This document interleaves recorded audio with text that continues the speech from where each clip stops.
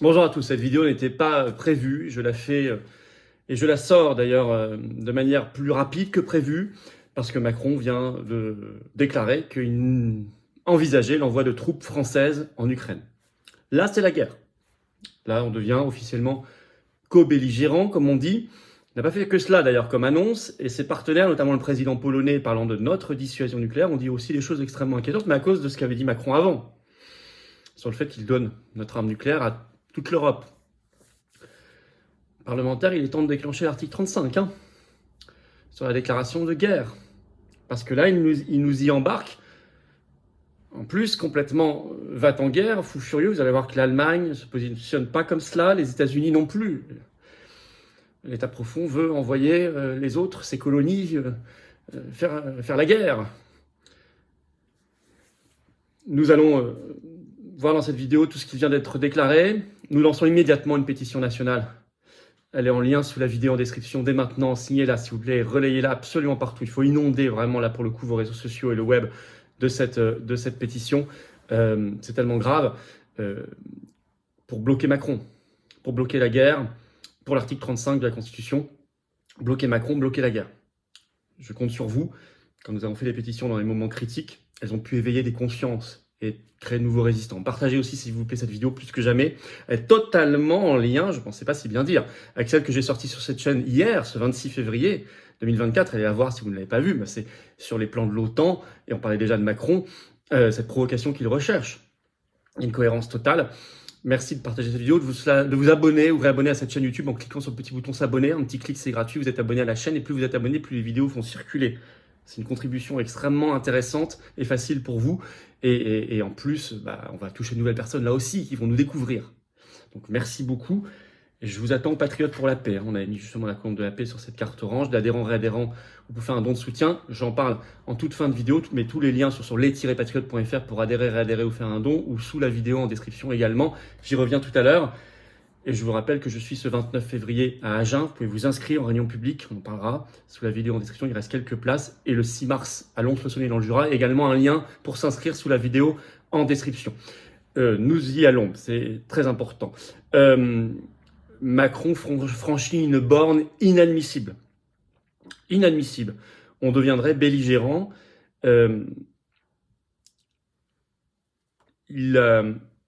se place dans un contexte de dérive de l'OTAN, j'en ai parlé dans ma vidéo de ce 26 février, où on a un sentiment qu'ils veulent absolument créer un choc, peut-être une opération sous faux drapeau, pour frapper l'opinion publique, légitimer la guerre mondiale. Et Macron, d'ailleurs, a-t-il aussi d'autres visées, d'autres arrière-pensées? Brouiller complètement l'élection européenne du 9 juin. Moi, je suis candidat, tête de liste, Rassemblement souverainiste pour le Frexit et la sortie de l'OTAN, on va en parler. Mais il veut peut-être qu'il n'y ait pas de campagne. Et puis, pourquoi pas faire un troisième mandat? Oui, si on est en état de guerre, n'oubliez pas que Zelensky a supprimé l'élection présidentielle qui était prévue là dans quelques jours, parce qu'il est en guerre. Macron peut avoir exactement la même idée, mais on va y revenir.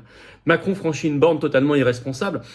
Il a réuni un sommet avec 27 autres pays, le 26 février, donc ce 26 février à l'Elysée. Première annonce folle, parce qu'il n'y a pas que les troupes. La première, je prends l'article du Monde qui a résumé, je cite, il a annoncé la création d'une coalition pour les frappes dans la profondeur, ça c'est son expression, afin de fournir à Kiev, je cite, des missiles et des bombes de moyenne et longue portée.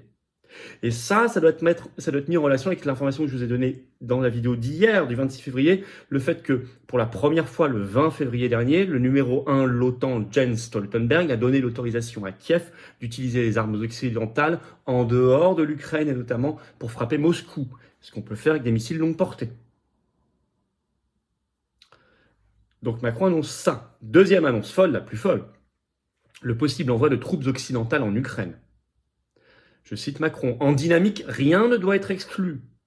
Nous ferons tout ce qu'il faut pour que la Russie ne puisse pas gagner cette guerre. » Il reconnaît lui-même l'escalade par cette formule, écoutez bien, je le cite. Beaucoup de gens qui disent « jamais, jamais », aujourd'hui étaient les mêmes qui disaient « jamais des tanks, jamais des avions, jamais des missiles à longue portée », il y a 2 ans, a expliqué Emmanuel Macron. Ayons l'humilité de constater qu'on a souvent eu 6 à 12 mois de retard. C'était l'objectif de la discussion de ce soir. Tout est possible, y compris l'envoi de troupes occidentales en Ukraine si c'est utile pour atteindre notre objectif. En disant ça, on voit que lui, en tout cas, se place du côté de ceux qui y sont favorables, donc on parle bien de troupes françaises. Vous voyez, il rappelle, certains disaient non, pas des tanks, on a fait les tanks, pas des avions, on a fait des avions, pas des missiles longue portée, on a fait les missiles longue portée, pas des troupes, on fera les troupes. Or, à chaque fois les mêmes nous disaient non, c'est fini, c'était la dernière ligne rouge, ça on n'ira pas plus loin. Donc ils mentent. Donc on avait bien raison dès le début de tirer la sonnette d'alarme sur l'escalade et leur plan derrière tout ça. L'Allemagne d'ailleurs est beaucoup plus raisonnable. Ce même jour-là, le chancelier allemand Scholz annonce le refus de l'Allemagne, elle, de livrer des missiles de longue portée Taurus à l'Ukraine, en disant explicitement qu'ainsi il deviendrait belligérant et qu'il ne veut pas faire comme la France et le Royaume-Uni. Scholz le dit explicitement, je vais vous le citer. C'est dans l'article du Monde. C'est une arme de très grande portée, et donc le Taurus, ce qui est fait en ciblage et en accompagnement du ciblage de la part des Britanniques et des Français ne peut pas être fait en Allemagne. Donc il est clair, a déclaré le chancelier Scholz, refusant que son pays prenne le risque de se retrouver, je cite, d'une certaine manière impliqué dans la guerre. Donc lui dit, non, là on deviendrait, ne serait-ce qu'avec les missiles longue portée, donc imaginez les troupes, co-belligérants, et moi je ne veux pas. L'inverse de ce que dit Macron. Quant aux États-Unis, ils ont réaffirmé hier, en tout cas au Congrès, contre l'État profond, le refus du plan de 60 milliards de dollars pour l'Ukraine.